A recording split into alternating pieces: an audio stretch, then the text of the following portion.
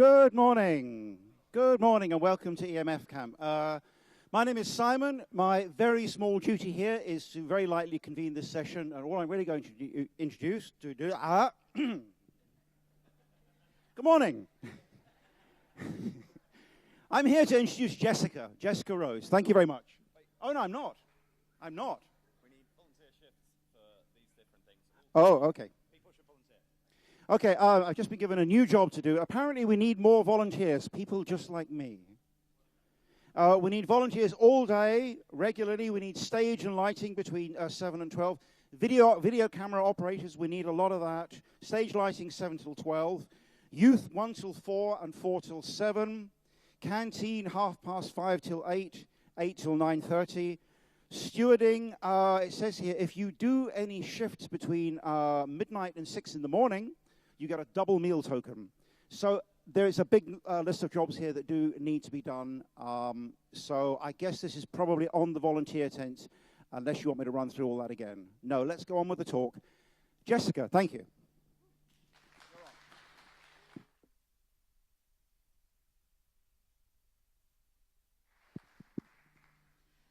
Good morning. Is this on? Yeah, that's clearly on. Good morning. Does everybody feel really, really good? I love how polite people are. They're like, yeah, I slept on the ground. It's great.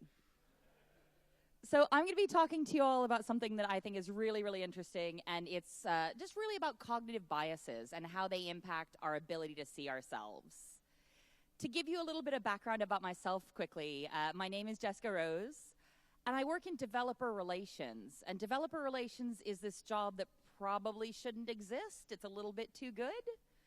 But I get to travel around and just talk to people about the brilliant stuff they're building and the brilliant stuff they're doing, and just really, really brilliant people doing brilliant things. And that's interesting, but kind of challenging, because I'm talking to people a lot smarter than I am about things they're specialists in, and that doesn't always leave you feeling especially good about yourself. But to back it up a little bit, before I got into technology, I worked in education. So I'm really, really interested in brains. I'm really interested in how we learn. And if you stop and take just a minute, your brain is a wet bag of meat that does everything you care about, everything that's beautiful to you, everything you're motivated by. It's just this weird bag of meat in a bone box, giving you the things you need. And at some point, we've got to give our brains back something. So when I was a teacher, I worked in language education and linguistics. And there's this concept in linguistics called the zone of proximal development. And this is a really great concept. This is all about what your brain needs to learn. And the idea of scaffolding in the zone of proximal development is saying if you're working on a language task, or I would argue any task, if you're working on something that's too easy for you, you don't make any significant learning progress.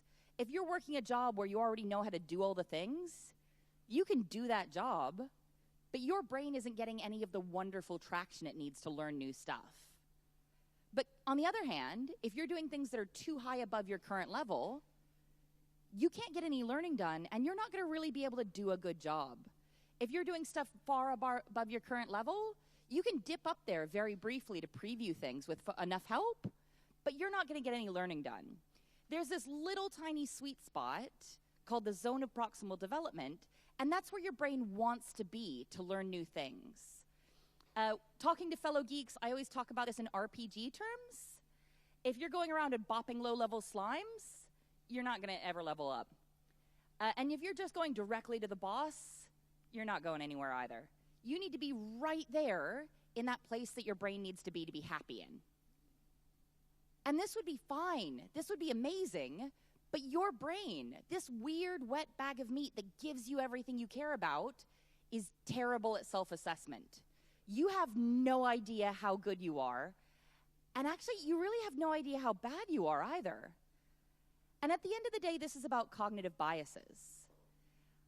Anybody who's ever lazily put together a paper or, I guess, a talk has just copy and pasted the Wikipedia definition for something.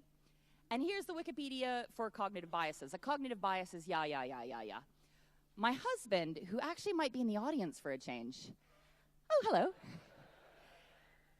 gave me this one, which is cognitive biases are your brain taking garbage data, coming up with really crappy conclusions, and then becoming absolutely dedicated to those. You get bad data in, you take a bad conclusion out, and you are never letting that go. So imposter syndrome. Who knows what imposter syndrome is? Way. For those of you who don't know, I describe it as the cold, sick, sad, wet feeling that you get when you think, oh God, I have no idea what I'm doing, and everyone else seems fine. I'm going to get fired, and then I'm going to lose my flat, and I'm going to have to live outside, and I live in England, so it's going to rain. Just that whole process, your process may vary a bit. But it's the idea that you're just faking it, and everybody else is fine. But we're rational people, so we're going to go ahead and go to some data. What does imposter syndrome do? I don't think that the scientific community is going to let me define it as this cold, sick, wet, sad feeling where eventually you have to live outside in the rain. Imes and Clance, back in the late 70s, did a study on high-achieving women and imposter syndrome.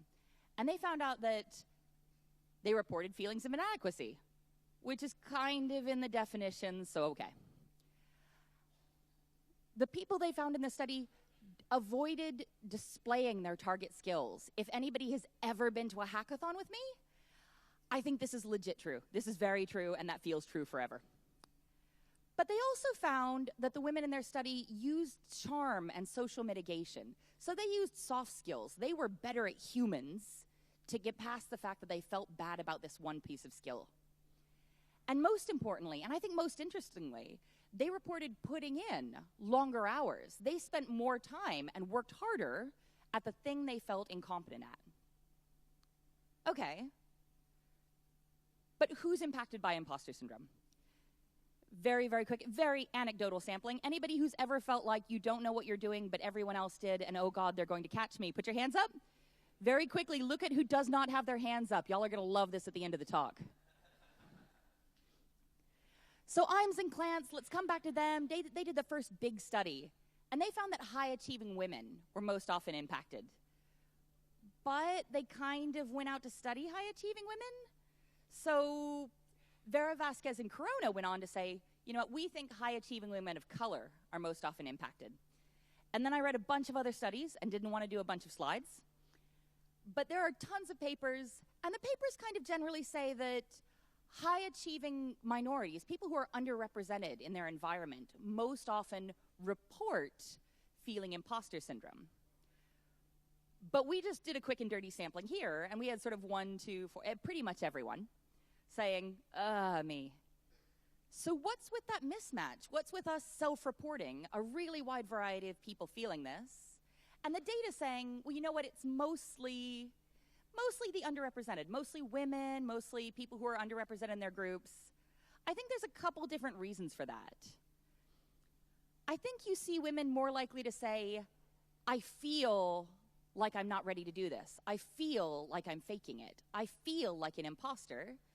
Because it's so much safer for women to say, I feel anything in our culture. If I say, hey, I feel like I don't know what I'm doing and everything's terrible. You're like, yeah, everything's terrible.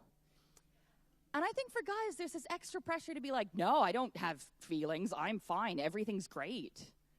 Which looks like it sucks a lot. And I think representation has a lot to do with it as well.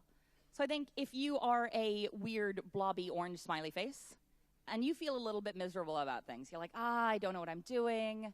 Everything's, can I swear? Everything's a bit shit. But I go ahead and I look around and I say, well, I don't feel like I know what I'm doing, and everything is a bit shit.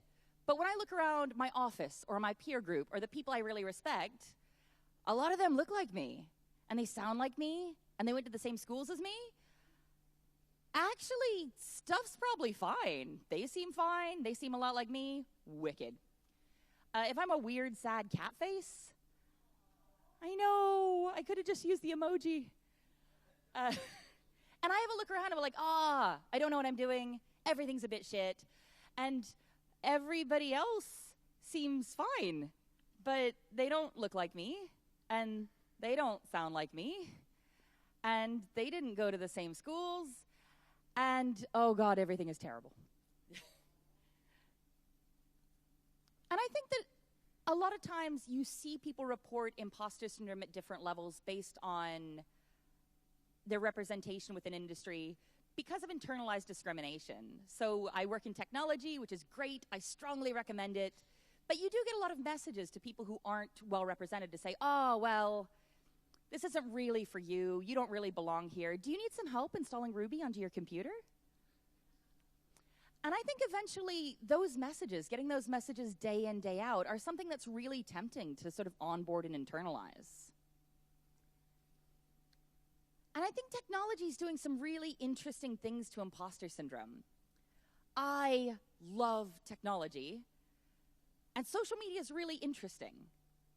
But social media gives us this weird opportunity to compare the whole of our lived lives. We're stuck living in our own weird meat bodies. We get to deal with all of our own experiences.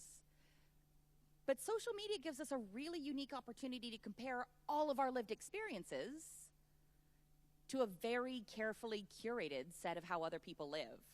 I can see what my coworkers are doing. I can see what my heroes are doing. I can see what my peer group are doing. If this talk goes really well, I'm going to brag about it across like 4 of those. If this is terrible and I leave in tears, like maybe Tumblr? But like, for the most part, when you're looking at a carefully curated media stream, if you're looking at people's social media, you're comparing the best of what they're doing to having to live the whole of your life. And it feels really unfair and really weird. But I think in the abstract, I promised how to fix imposter syndrome, which was mostly a lie. You can't really debug your brain. Your brain is still going to take garbage data and build terrible conclusions, and it's all terrible, but pretty great. But all of you are very nice people, yes?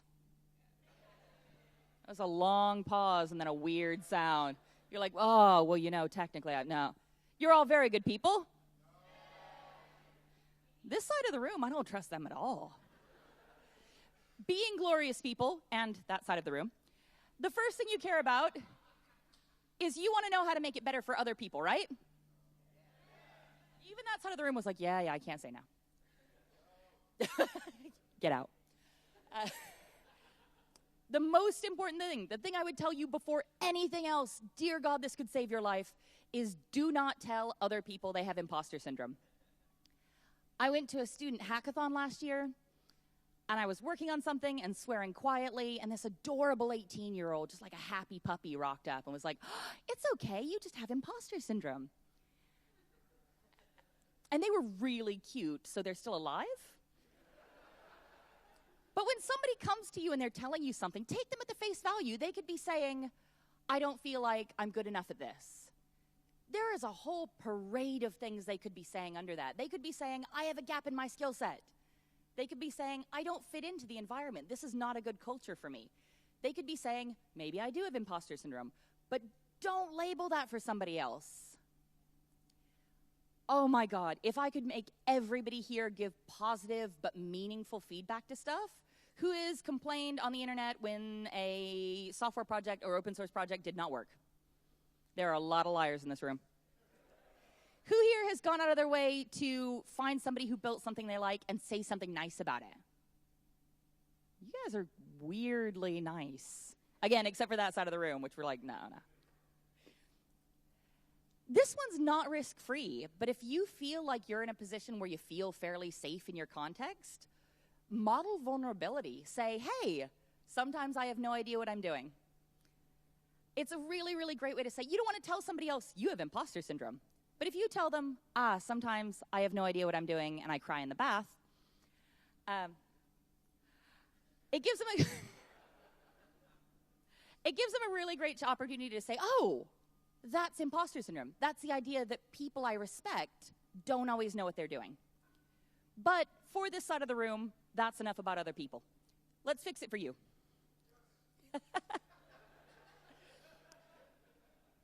Your brain is terrible at self-assessment. Assessment can often fix this. take an incredibly valuable industry certification course, or do something that actually matters.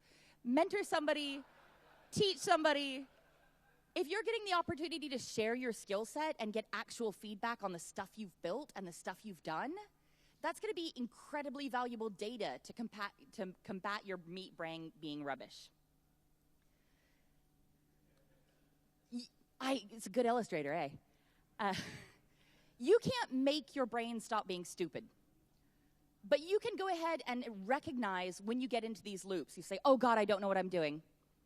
I'm going to get fired. Everybody's going to know I'm dumb. I'm going to lose my flat. I'm going to live outside, and it rains a lot. You could stop here. Like, that's a really exciting journey to go on, but not more than once or twice. Once you start going, I don't know what I'm doing, everything's terrible, recognize, look for those feelings and say, let's stop. And it's difficult because I got a designer to do my slides, and when I was talking through this talk, I told my designer what I actually do when I get really stressed out.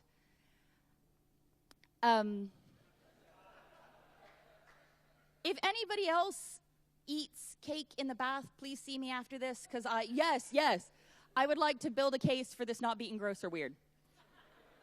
But this is super gross and weird.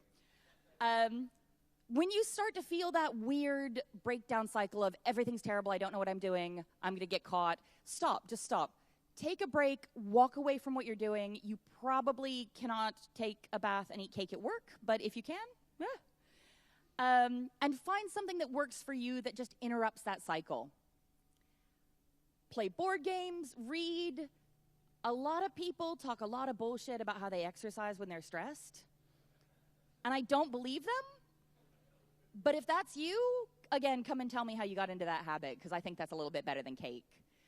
When you start feeling like you don't know what you're doing and everything is overwhelming and everything is terrible, just take a break. Do something that makes you feel okay.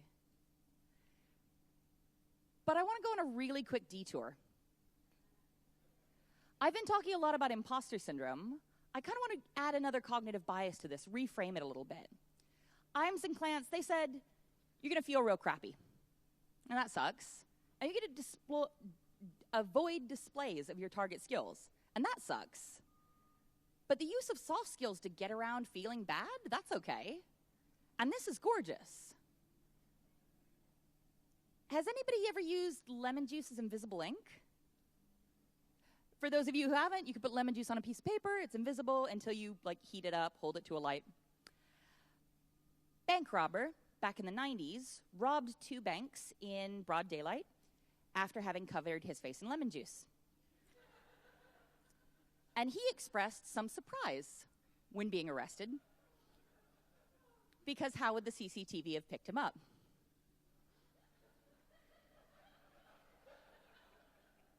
And this is difficult because I like to imagine that these 2 dudes, so you or I would look at this in the newspaper and be like, stupid people. But there were these 2 researchers, Dunning and Kruger, who were aware that grant money exists. And I like to imagine they were out on a patio eating breakfast, grapefruit spoons and all that, and be like, Dunning, yes, Kruger, look at this. Oh, wow, lemon juice, yes, quite. Because somehow they're British all of a sudden.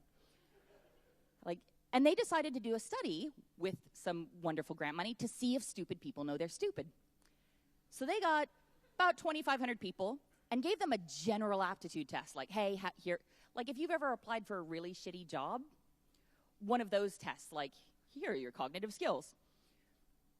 But they gave these people the test. They didn't really care about the scores. They cared about their self-assessment versus their scores. So when they got the tests back, they looked kind of like this. But what they did was they gave somebody a test, took the test away, and then said, hey, here's a graph. Show me on this graph how you think you did relative to your peers. You would be shocked. And Dunning and Kruger are good dudes. They said the unskilled instead of the stupid. They found that the least skilled artificially inflated their own worth. Well, this was hard for me, so it was hard for everybody because I'm great. At the closer you get to being an expert, the more likely you are to underestimate your skill set. They found that the unskilled, because they're much nicer than I am, this is always infuriating because I can't see your faces. And whenever I talk about this, there's somebody in the back going, oh, I work with that guy. The unskilled are wholly and completely unable to tell that they're unskilled. Stupid people do not know they're stupid. To make it better, the unskilled are completely unable to see skill in other people. They don't know they're stupid, and they don't know that you're not stupid. It is completely possible for somebody with this condition to fix themselves, but they can only do that if they recognize their own lack of skill, which, coming back to point one, they are never going to goddamn do. Which is fine. After the waves of rage, the idea that stupid people get to go through life really confident and really chuffed about stuff, after that passed over me, I stopped and had a little bit more of a think. You say, this idea, imposter syndrome, this feeling like you don't know what you're doing, this feeling like everything's terrible, this feeling that you're an idiot, is you getting a really crappy error message from your brain. This is your brain saying, hey, you're not actually dumb. You're aware enough to be looking at your own skill set critically. Those Dunning-Kruger lemon juice people, that is probably not you. This is your brain's best stab at telling you don't suck. And that sounds kind of miserable, but it is a wet bag of meat. You gotta give it some credit. So the next time you feel like you have no idea what you're doing and people are gonna catch you and you're gonna get fired, stop. I want you to reframe it. It's not that you're a failure. It's that you're really getting one over on your brain. You're taking this buggy, crappy error message and you're seeing it for the value it is. If you feel like you're scared and you feel like you don't know what you're doing, you're in the zone of proximal development. You're actually learning. You're getting things done. And you're probably not Dunning-Kruger. Thank you very much. We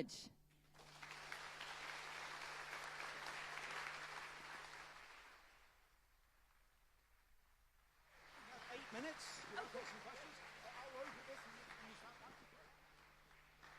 Hello. Thank you so much. I really enjoyed that. I feel so competent now.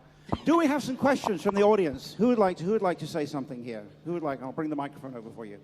A question from the audience. Oh, come on. Yeah, I have a hand up over here. Thank you.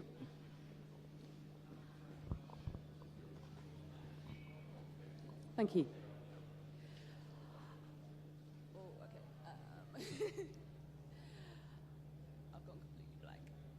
I've gone completely blank. Hi, so you mentioned various tactics that you can use to stop this cycle happening, like distracting yourself, going and doing something enjoyable, maybe even exercise, if that's someone that does that. And also how the data was showing that people are less likely to show their particular competencies in front of their peers. And have you, or in fact anyone in the audience, got any tips of getting past that stage when you really have got to do the work and you've got to show your competence? I think so the question is, how do you get past that stage where you don't want to show off the skill set you feel bad about? And that's really interesting. I'm not good at that yet. I've heard people, because I give this talk a lot and people give me their ways of addressing it. Folks have talked about becoming a specialist in a certain subsection of it. So that way, when there's a question about one specific area, it's something that your coworkers aren't likely to know, so you feel a little bit more comfortable in that space. I think just not working with jerks and putting yourself out there until it feels right is often helpful. Sorry. All right, thanks. I feel uniquely unqualified to answer that. Okay. Do we have someone else who would like to ask? Yeah, sorry, I spotted over here first. Okay.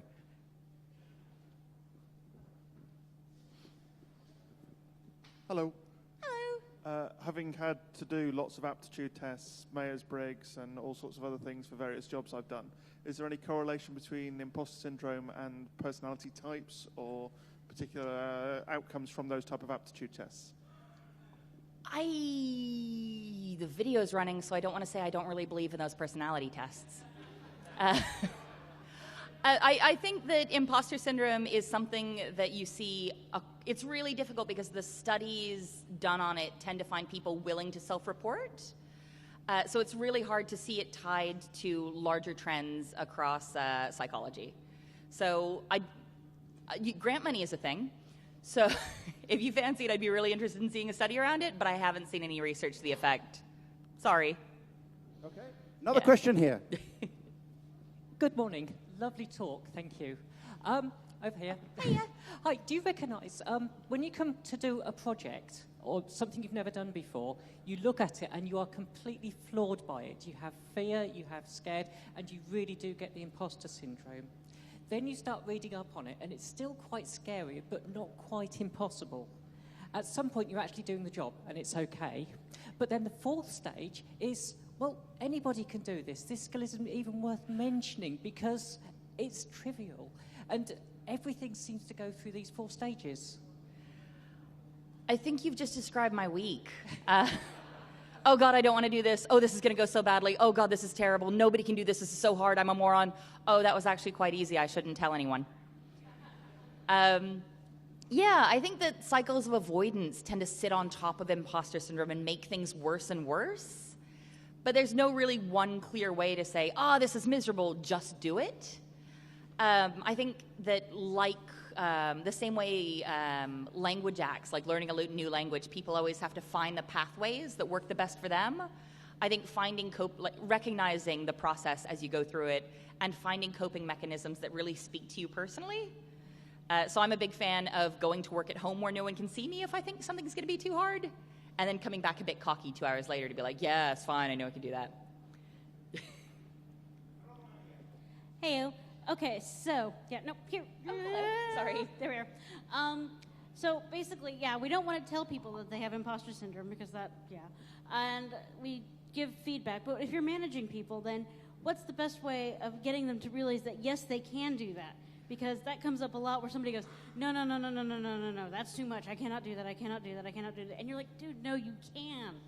You're good at this. And there's only so many times you can say that before they start not believing you. So having been a teacher, I really, really love managing people. You can tell people what to do. That's quite fun. So I really draw a lot of management process from having been a teacher, which whenever somebody's like, no, I can't do that. No, that's too hard. Have them talk you through. So be like, okay, well, talk me through how you would address this problem. Talk me through what you would do. And then spotlight where you think the problem's going to be. So I think a lot of times when you get people to articulate, first, I'm going to go and research this, and then I'm going to build that, and then I'm going to fix that. Once they actually say it out loud, once they articulate that they know the steps, a lot of times halfway through describing the problem, they'll just be like, oh, no, that's fine, bye. Yeah, so just get people to talk through with you and ask really open-ended guiding questions. Say, okay, well, what kind of problems could you see if we did it this way? What do you think about doing it that way? So just kind of give them the opportunity to explore the problem with you and then send them back. Yeah. Thank you. I have only one job to do, which is to try to keep this to time. So I'm actually going to take one more question, which I saw a hand over here. Yes, there we go. Hi. It's really just a word of caution, really. I think it's great to maybe share with colleagues, but I think it's from experience, really. Sometimes you've got to be really careful that colleagues then don't use that against you. And that's something I've experienced as well. So I just add a word of caution about sharing it. Share it with people you really can trust. Okay. Yeah. So I really love when people are able to model professional vulnerability, but do not do this unless you're in a place that has really good support, really good culture, and you're not working with assholes. Because if you say, hey, I don't feel really confident with this, or I need more support with that, if you're in a good working space, if you're in a good environment, if you're working with good people, you're going to get people coming to support you. If you're in a crappy environment or a toxic environment where there's a lot of infighting, and you say, I don't feel confident around this, you'll just get people jumping on you to be like, oh, this person doesn't know what they're doing, you should give me a raise. I would be careful as well. I think... Jess, thank you. Thank you very much indeed. I think we better finish right there. Jess, thank you.